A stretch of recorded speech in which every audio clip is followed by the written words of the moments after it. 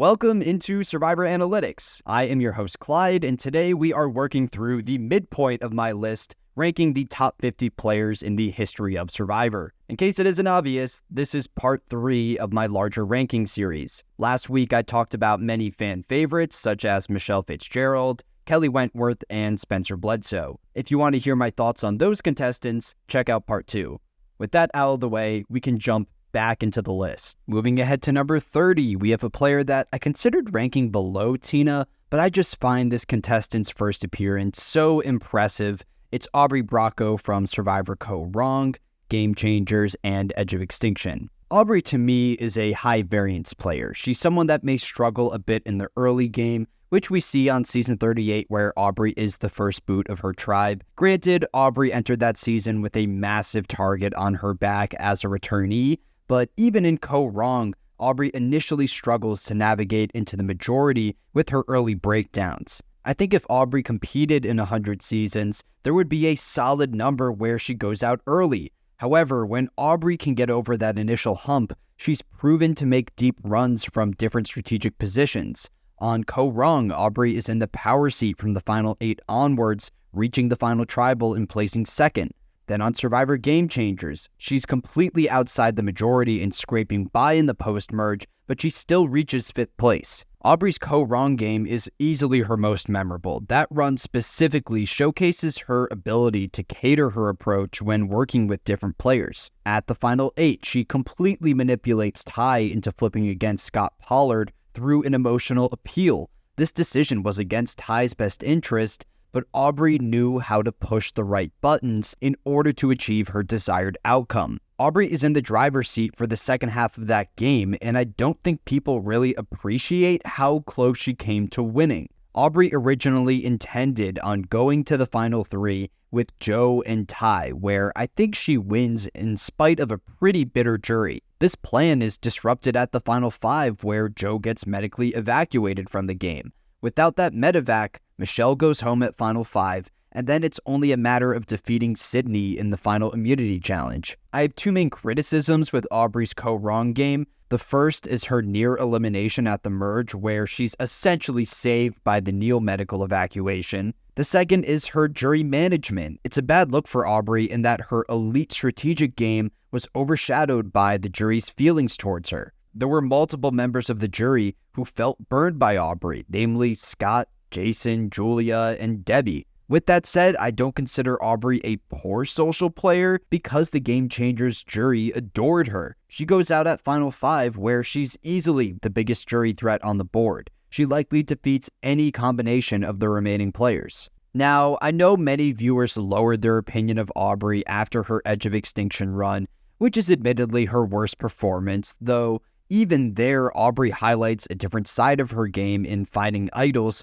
which is something that we didn't see the first 2 times. So while I consider Aubry a high-variance player, I think she's one of the best strategic minds from her era of the show.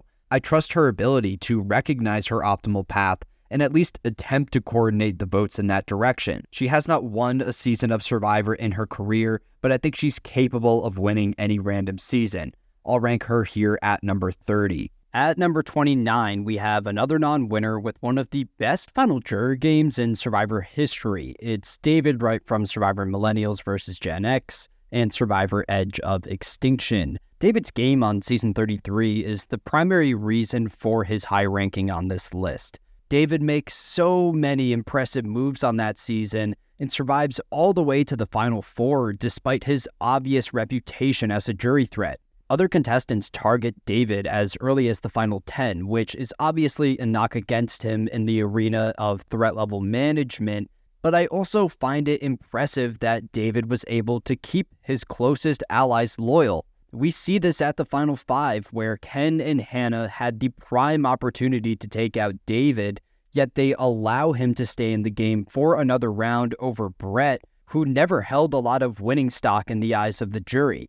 When you look at David's navigation through Millennials vs. Gen X, he's proven to make some savvy strategic moves. His idol play for Jessica in the pre-merge is one of the best idol plays in Survivor history. That move locked down an ally that later drew a rock for David's alliance. Even when the tides turn against David, he knows how to overcome difficult scenarios.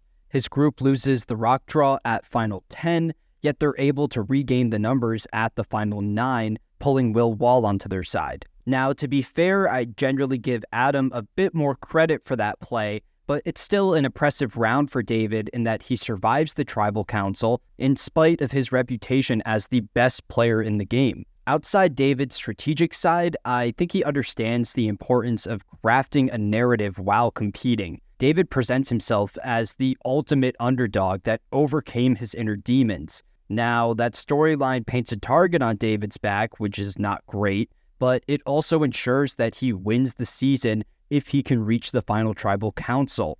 I have no doubt that David wins potentially unanimously against any combination of Adam, Ken, and Hannah. On Edge of Extinction, David was nowhere near as dominant as he goes out in the early merge, partially due to his reputation as a returning player. I will note that David faced an insane challenge on EOE. I doubt that any modern cast of new players would allow a returnee to go that far. But even then, David still finds a way to remain undercover and push the spotlight on Wentworth for the early section of the game. As for the negatives with David, I think that similar to Aubry, he is high variance. David is not a particularly strong challenge competitor, so I could see him going home early due to that aspect. In addition, David struggles emotionally in the early game of Season 33. I doubt that a modern David would experience the same thing, but it's important to acknowledge that David initially failed to find inroads on the Gen X tribe.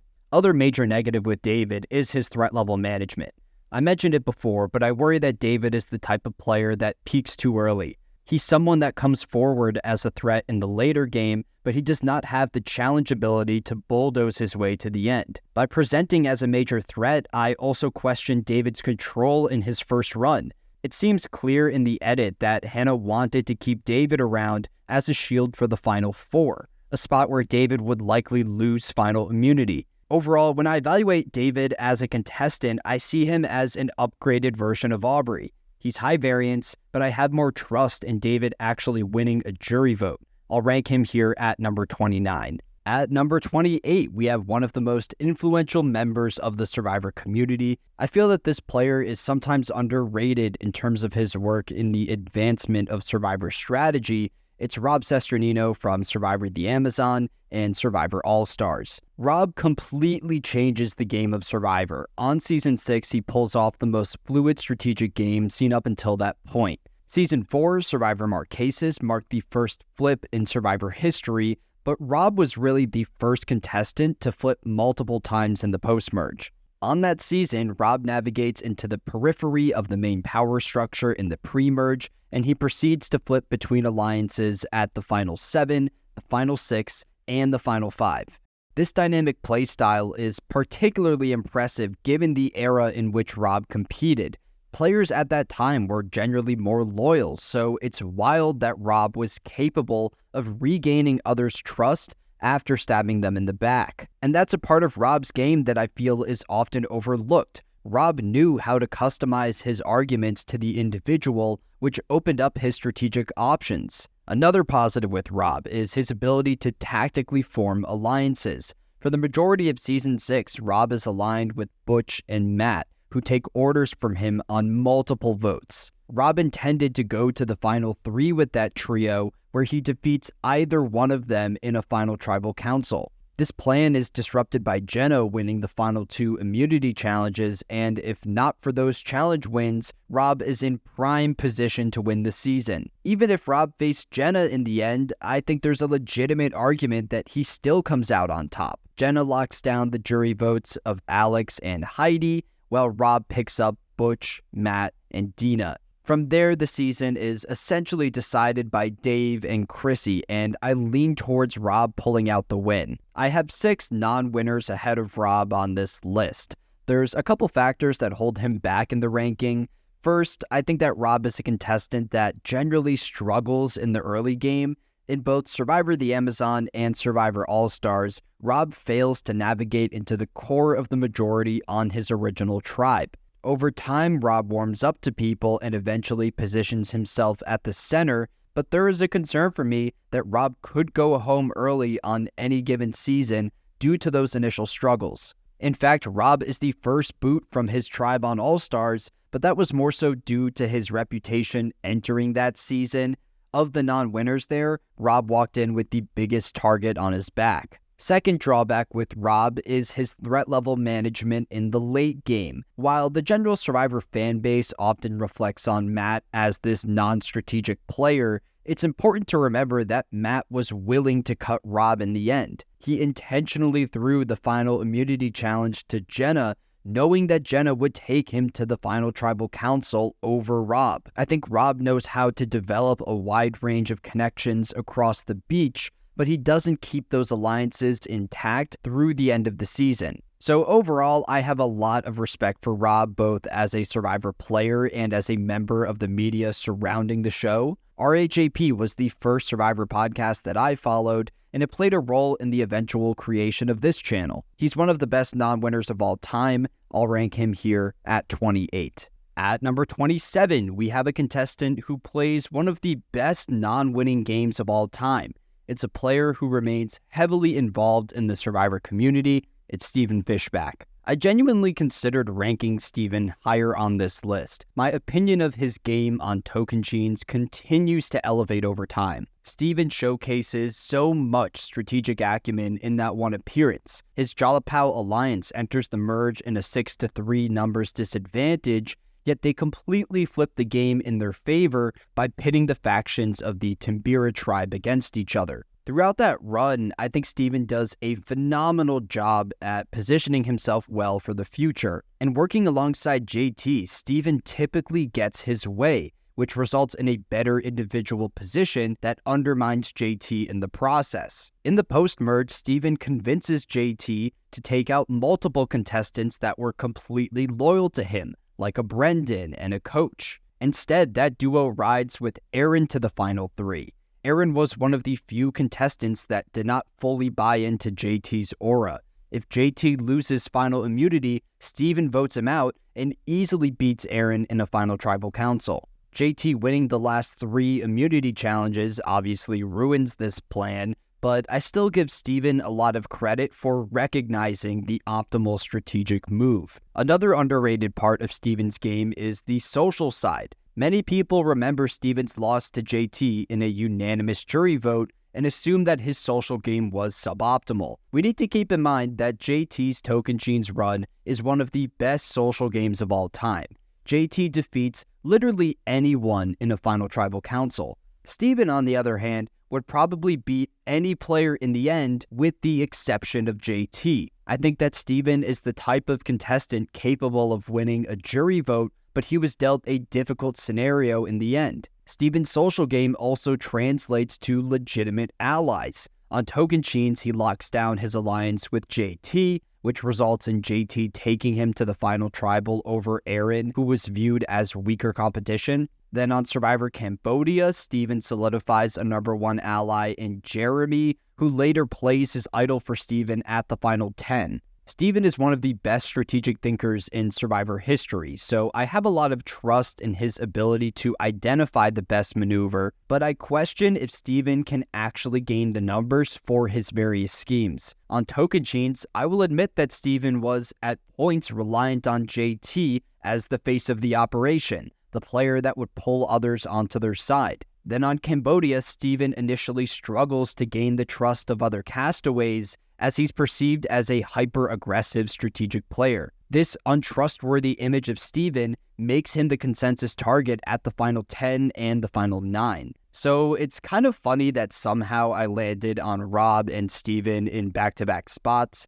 Obviously, I see Stephen as the slightly better player. I got him ranked here at 27. At 26, we have a contestant whose ranking has featured the widest range in my drafts for this list. At points, I considered putting this player in the top 20, and at other times, I debated dropping them into the mid-30s. That player is John Cochran. So here's my dilemma with ranking Cochran. His first season is an absolute disaster, while his second appearance is one of the best winning games of all time. In evaluating Cochran, I needed to figure out which run was more representative of his potential as a player. Obviously, I lean more towards his game on Karamoan, but his South Pacific performance is still worth noting. He spends the entire pre-merge of Season 23 scraping by on the bottom of the Savaii tribe. I think that this section of the game reveals an inherent flaw with Cochran in that he's someone that generally struggles to develop those early working relationships. Combine that with his below-average skill set in the physical department, and you get a player that is constantly at risk of going home in the pre-merge. In fact, Cochran would have been voted out at the final 12 if not for the Redemption Island twist. At the merge, Cochran famously elects to flip over to the opposing Upolu tribe. Now, I don't hate this decision as much as others, especially when you consider Cochran's poor position within Savaii. Had Cochran remained loyal to his original group, he's likely one of the first people voted out when they take control of the game. My real concern with Cochran's flip is actually the social backlash.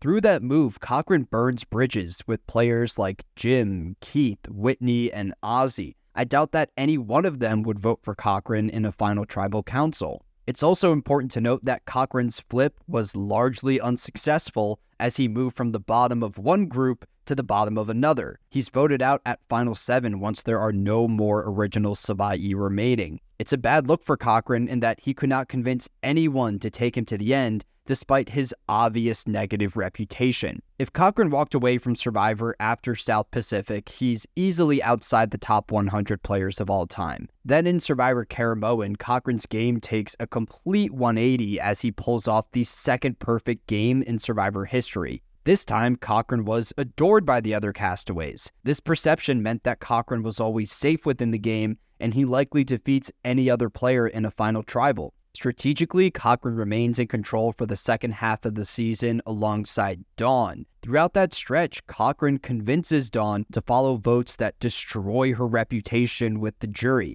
The clearest example is the Brenda blindside at the final 6, which results in Brenda literally bullying Dawn in the final tribal. Cochran's navigation through the post-merge of Caramoan gives me a lot of confidence in his ability to identify the optimal strategic move and direct the vote accordingly. The common criticism of Cochran's win is that he walked into that season with a wide range of pre-game alliances. That is a factor worth considering in my evaluation, but I feel that every returning player season includes some degree of pre-gaming. At the end of the day, the other contestants on Caramoan were not obligated to follow their pre-game commitments, so I don't take this criticism too seriously. All in all, I feel that the modern landscape of Survivor favors a player like Cochran way more than the franchise in its mid-20s. In Cochran's first appearance, he was placed on a tribe led by the greatest challenge competitor of all time in Ozzy. As a result, that collection of players saw Cochran as this schemy strategist that never pulled his weight in immunity challenges. If you throw Cochran into a new era season, I think that the cast would have way more respect for his strategic mind. Further, I believe that future seasons of Survivor will continue to lean more towards these superfan archetypes. So as I mentioned at the beginning, I feel that Cochran's Caramoan run is a better representation of his player quality. It ranks him here at 26. At number 25, we have a recent player who has competed on just one season, but I think that he has already solidified himself as one of the best strategic thinkers of all time. It's Jesse Lopez from Survivor 43. I remember watching Season 43 back in 2022, and at the time, I was in awe with Jesse's navigation through the game.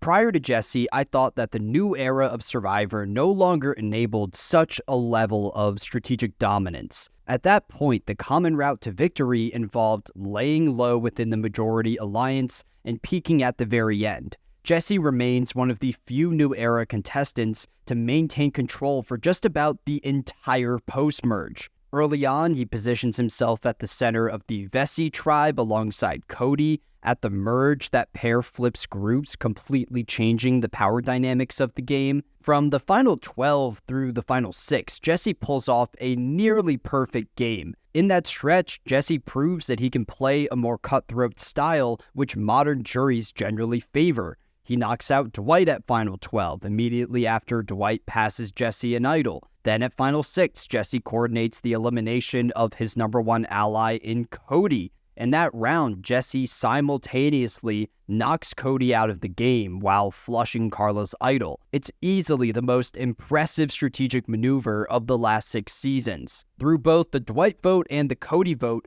we learned that Jesse is the type of contestant that's willing to put his personal feelings aside in order to maximize his winning avenues. There's really no doubt for me that Jesse is the best strategist of the new era, but there are other impressive parts of his game. First, you have Jesse's general self-awareness. Jesse is a solid social player, but he knows that he needs an ally to form connections and carry out his various schemes. His relationship with Cody enables Jesse to control the game, but he's never blindsided by their friendship. He's willing to take out Cody at the opportune time. Second, you need to credit Jesse for his jury prospects. Some may worry that Jesse's aggressive playstyle can burn bridges, but that was not the case on 43. He was never really perceived as a backstabber. In fact, the jury of 43 loved Jesse, and he easily wins the season, potentially unanimously if he could reach that point. I believe that Jesse's general approach to the game means that he wins a jury vote more often than not when he makes it to the end. With that said, there are some fair criticisms of Jesse's game.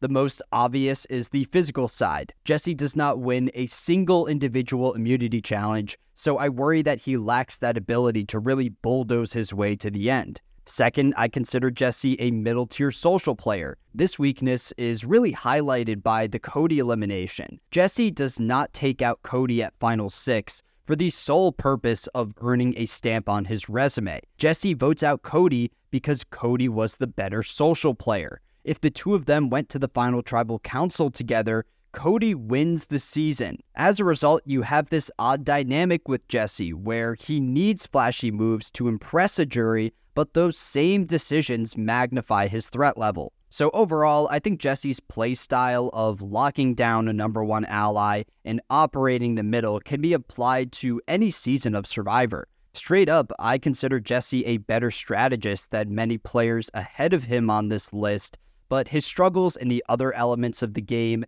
namely the physical side, drop him to the number 25 spot. At number 24, we have a contestant who came incredibly close to winning his season. It's Domenick Abbate from Survivor Ghost Island. In my opinion, Dom has one of the best non-winning games of all time. Everyone remembers him as the player that lost Ghost Island following an initial tied jury vote. But I feel that this legacy overshadows just how dominant of a figure Dom was in navigating his way to the end. He holds complete control over the direction of votes alongside Wendell. While those contestants functioned as a pair, I find that Dom is generally the player calling the shots and getting his way. In the post-swap, Dom is able to throw the immunity challenge to knock out Bradley, who was a threat to him in the long run. At the merge, Dom wins the battle against Chris Noble, taking him out of the game with an idol in his pocket. Then at Final 6, Dom pushes the vote onto Sebastian by presenting a fake idol. I also need to credit Dom for his outlook on the endgame. Dom knew that Wendell was a jury threat, and he was prepared to flip against Wendell, but this plan was essentially disrupted by Wendell having immunity. Wendell wins the immunity challenge at Final 6 and Final 5.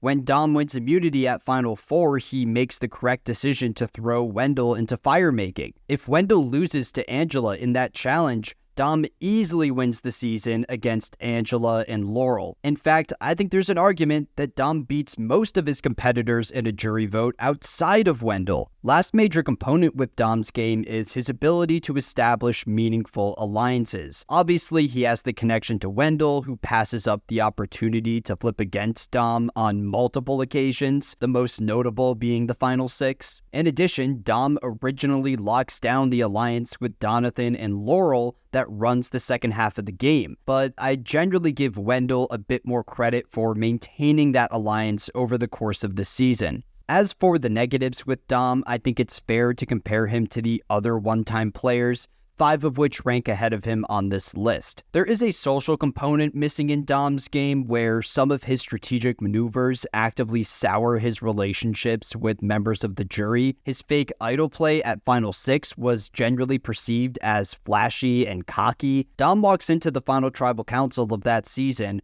with 5 out of 10 locked jury votes, and he's unable to pull a single Wendell vote onto his side. We also need to acknowledge the fact that many of the votes that Dom loses in the end came from members of his alliance, like Donathan, Laurel, and Sebastian. It seems that Wendell took the time to nurture those relationships, while Dom's hyper-aggressive strategic playstyle impressed those contestants outside the majority. We also see on Ghost Island that Dom has a tendency to enter unnecessary rivalries that make him a potential target. There's the Dom-Chris Noble battle in the early merge, which is not a particularly great look for him. In addition to those social flaws, Dom has competed on just one season, so there is simply less information on his range of outcomes. I've said this in the past on our TikTok page, but if I was on the jury of Season 36, I would have voted for Dom. And if Dom won Ghost Island, I think he ranks higher on my list than where I eventually put Wendell.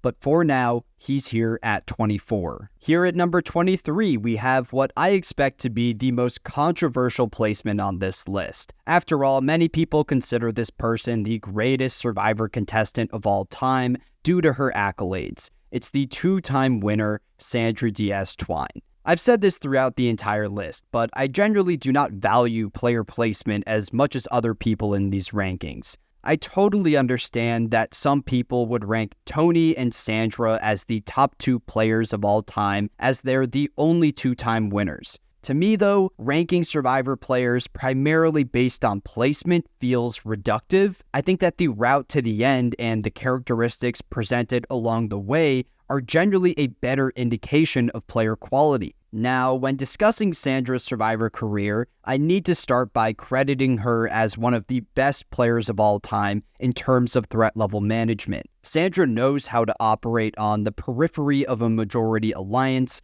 without coming forward as a legitimate target. In both her winning seasons, Sandra is taken to the final tribal council, which I find really impressive. On Pearl Islands, Lil takes Sandra to the end over Fairplay, who had burned multiple bridges that season. Granted, I think Lil's decision there was based more out of a hatred for Fairplay rather than a connection to Sandra, but that's beside the point. Then on Heroes vs. Villains, Sandra reaches the final 4 as the biggest jury threat, and Russell takes her to the end. Sandra also excels in forming relationships with members of the jury. She earned 6 out of 7 jury votes on Pearl Islands, then 6 out of 9 on Heroes vs. Villains. These characteristics, combined with her 2 wins, launched Sandra into my top 25 players. But there's components of her playstyle that I have major issues with. First, you have the entire physical side of the game. Sandra is a horrible challenge competitor. She never won an individual immunity across 4 seasons. The cast of season 40 literally calls the sit-out bench the Sandra bench. She's the type of player that's always at risk of going home in the pre-merge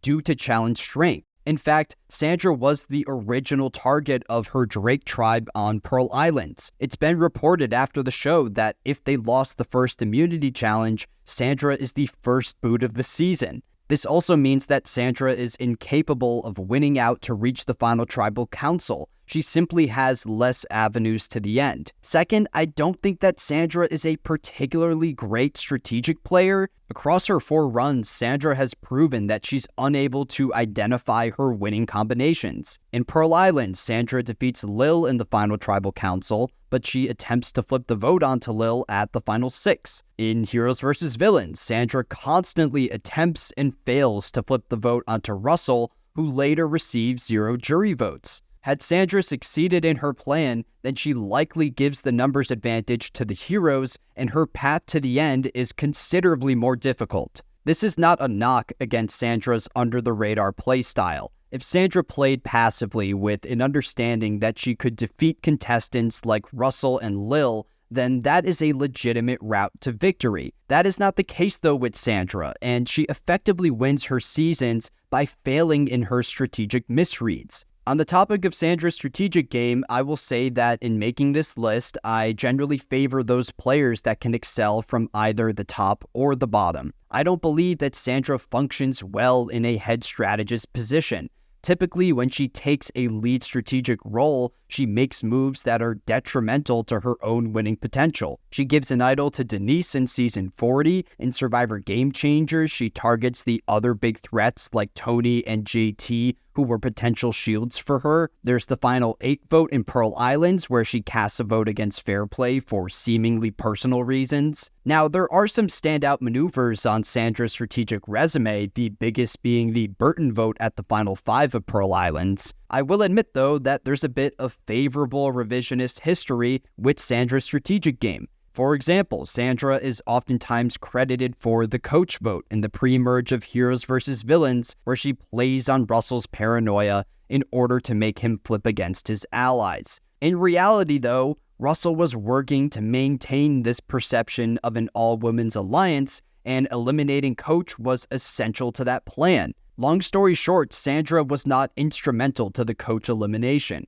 Third, I mentioned earlier that Sandra's primary survivor strength is the social side, but I find that many people will overrate her social prowess due to the 2 wins. On Pearl Island, she enters multiple feuds with Fair Play, who only votes for her in the end because she's sitting next to Lil. On Heroes vs. Villains, Sandra receives the necessary jury votes to win, but many of those votes were more so anti-Parvati Russell rather than pro-Sandra. The only pro-Sandra votes that you can point to are Rupert and Courtney. Now, you could credit Sandra for positioning herself with poor social players in the end, but as mentioned earlier, Sandra attempted to flip on that group. So overall, when I evaluate Sandra as a player, I need to go back to the primary question of this list. When I'm honest, I don't have a ton of confidence in Sandra winning any random season of Survivor. I think if you ran 100 seasons of the show, Sandra doesn't win that many,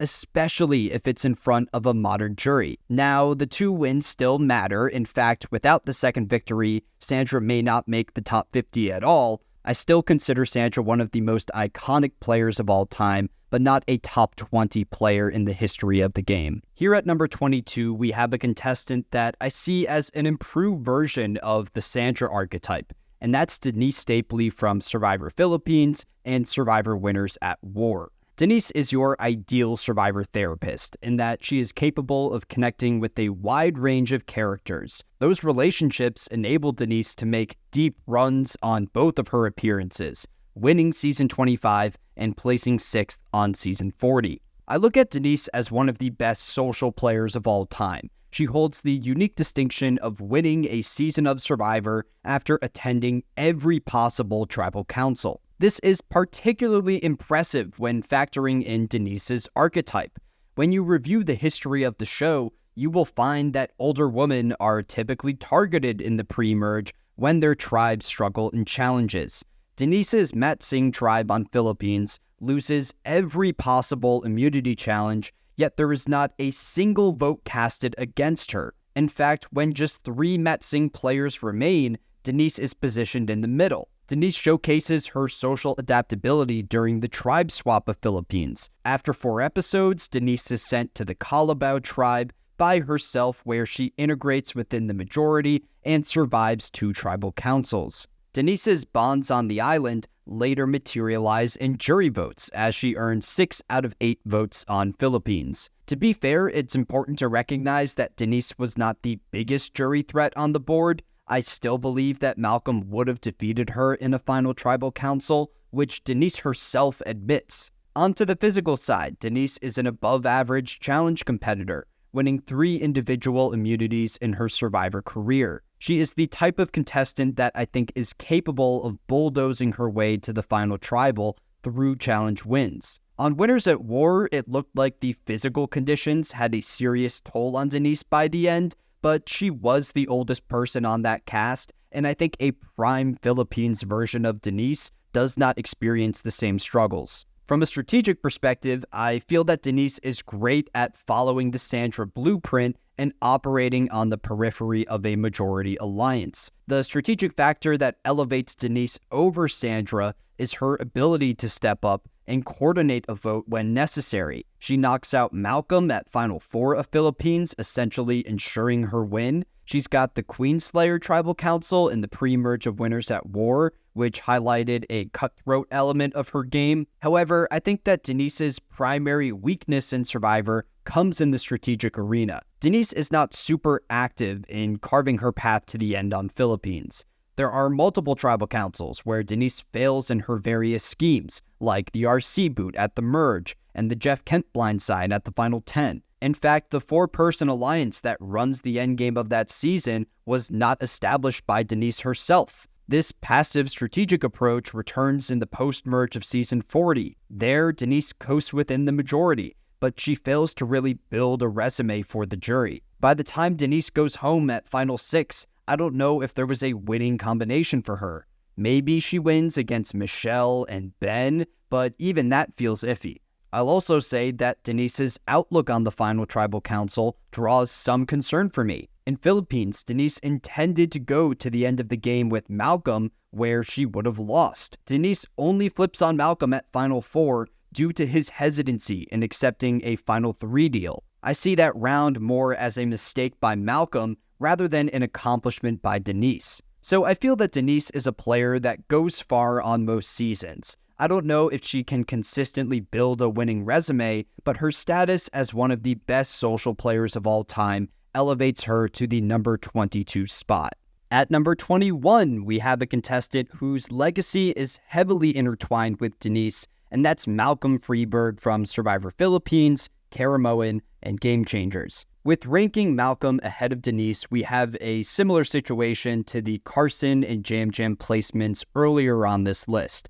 I understand that Denise defeated Malcolm in her first appearance, but I believe that if you ran 100 seasons of Survivor, Malcolm wins more often. For me, the first thing that comes to mind with Malcolm is his adaptability. Malcolm is the type of contestant that has proven to excel from both the majority and the minority. On Survivor Philippines, Malcolm's original Mat Singh tribe loses every immunity challenge. This is a major wrench thrown into his game, but when he swaps over to the Tang Dang tribe, he establishes new connections that pay major dividends in the post-merge. Malcolm forms the relationship with Scoopin and Lisa, who later roll with him and Denise to the final 4. Malcolm's Philippines game is one where he functions within the majority the entire time, even after losing nearly all of his early potential allies. Then on Survivor Caramoan, Malcolm showcased a completely different skill set, this time surviving outside the majority. He loses control at Final 12, yet he's able to scrape by for a couple rounds